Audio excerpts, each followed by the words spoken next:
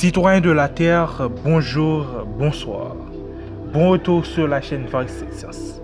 Aujourd'hui, on va vous parler du sujet le plus ancien et le plus débattu de tous les temps. Dans cette vidéo, on vous parlera de la fin de toutes choses et de tout ce qui existe. On vous présente la manière dont la fin des temps se déroulera. Dans l'eschatologie religieuse, la fin des temps peut être comprise selon différents points de vue. Cette fin peut vouloir dire la fin de l'humanité ou la fin du monde entier, mais dans cette rubrique, l'explication qu'on vous donnera sera axée selon un point de vue scientifique. En 2011, des scientifiques ont publié un article dans la Physical Review qui a fait peur à un grand nombre de spécialistes. Ces chercheurs ont affirmé que le temps va s'arrêter dans exactement 5 milliards d'années. Pour comprendre l'affirmation qu'ils ont faite, il faut se référer à deux modèles de la physique théorique. On parle là de la théorie du multivers et de la théorie de l'inflation éternelle. Eh bien, selon l'inflation éternelle, l'ère inflationnaire qui a eu lieu peu de temps après le Big Bang continue éternellement dans une portion de l'univers et cela occasionne l'existence d'un multivers infini. Mais il existe un grand problème avec ce genre de modèle, c'est que dans le multivers, tout est possible. Alors, pour calculer la probabilité de l'existence de la fin des temps dans le futur, les astrophysiciens utilisent une technique mathématique assez simple connue sous le nom de coupure géométrique pour en effectuer les calculs. C'est exactement la nécessité d'utiliser cette approche mathématique qui confirme l'existence d'une possible fin des temps. Maintenant, on va voir les différents scénarios possibles qui pourraient nous conduire à une fin généralisée et systématisée de l'univers tout entier. Dans les modèles cosmologiques, il y a 4 événements possibles qui pourraient nous mener à la fin du monde.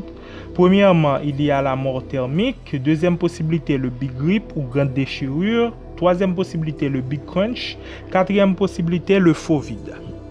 L'hypothèse de la mort thermique de l'univers tient son origine du second principe de la thermodynamique qui stipule que dans un système isolé, l'entropie de ce système ne peut qu'augmenter à mesure que le temps passe. Cette question de mort thermique a d'abord été évoquée de manière implicite par Kelvin lorsqu'il a affirmé que l'énergie mécanique n'est pas éternelle. William Thomson dit Lord Kelvin ne tarda pas à appliquer ce principe à l'univers tout entier. Il a continué en affirmant que si l'univers a une durée de vie suffisamment longue, il arrivera un moment durant lequel l'énergie mécanique des corps célestes due à leur mouvement se dissipera totalement à tel point que la formation des étoiles et des planètes s'estompera totalement. Les chercheurs estiment que durant la possible mort thermique, la température de l'univers correspondrait à 0 Kelvin ou 0 absolu. Ce dernier est en fait la température la plus basse qui puisse exister. Il est important de noter qu'il y a une différence majeure entre mort thermique et mort froide. Quoique les thèmes sont liés, dans le cas de la mort froide de l'univers, la baisse de température est due à l'expansion continue de la géométrie de l'espace-temps. Donc, qui dit baisse de température dit aussi absence de chaleur. Et sans chaleur, la formation des systèmes stellaires et planétaires est impossible. Donc, dans ces deux cas, l'univers se transforme en une vaste structure non propice à la vie. Selon des calculs très rigoureux, on sait qu'à présent que la mort thermique de l'univers pourrait advenir dans 100 000 milliards d'années. À présent, on vous présente la deuxième possibilité de fin de l'univers, le Big Crunch.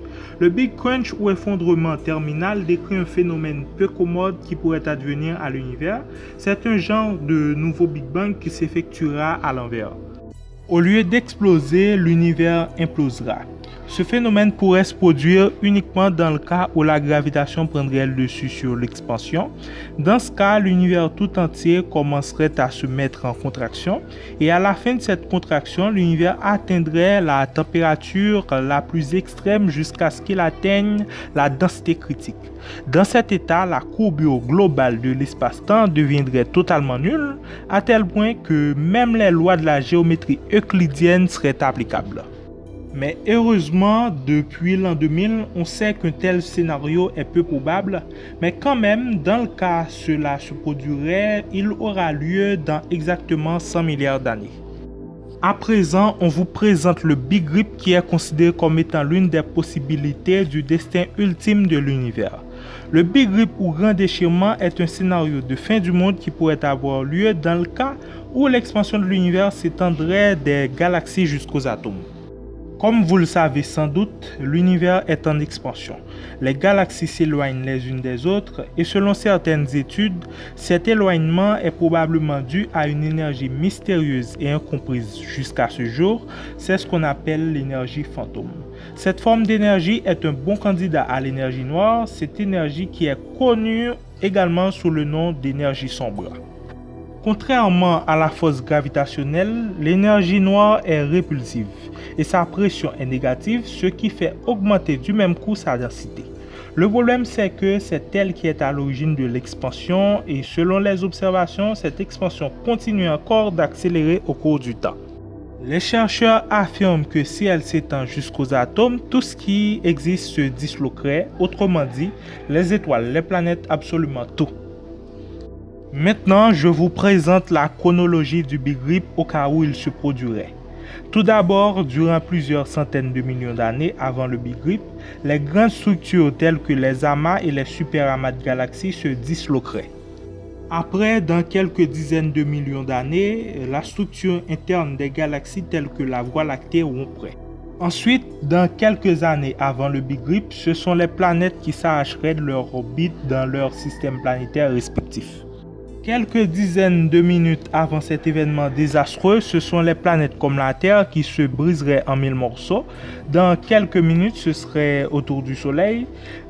Puis, dans exactement 10 puissance moins 17 secondes avant le Big Rip, tous les atomes de l'univers se disloqueraient, il ne resterait plus rien. Selon plusieurs modèles cosmologiques, la grande déchirure au Big Rip devrait se produire dans 20 milliards d'années. Comme on l'a dit plus tôt, il existe un dernier scénario qui pourrait avoir lieu au moment où l'univers rendra son dernier soupir. Comme vous pouvez l'imaginer, on parle là du faux vide. En physique théorique, le faux vide est une portion d'espace métastable qui pourrait transiter vers un vide de plus basse énergie via le processus de nucléation de bulles. Cette dernière qui est une étape essentielle à la transition de phase, cet événement si sombre pourrait se produire durant l'époque la plus âgée de l'univers, plus précisément dans 10 puissance 139 années. Un tel événement serait un genre de retour aux origines car il provoquerait une inflation cosmique presque identique comme celle qui a eu lieu peu de temps après la naissance de l'univers. Un événement pareil aurait des répercussions catastrophiques parce que ça changerait totalement le formalisme de la physique des particules. Le modèle standard qui regroupe toutes les particules subatomiques connues dans l'univers serait devenu inapplicable.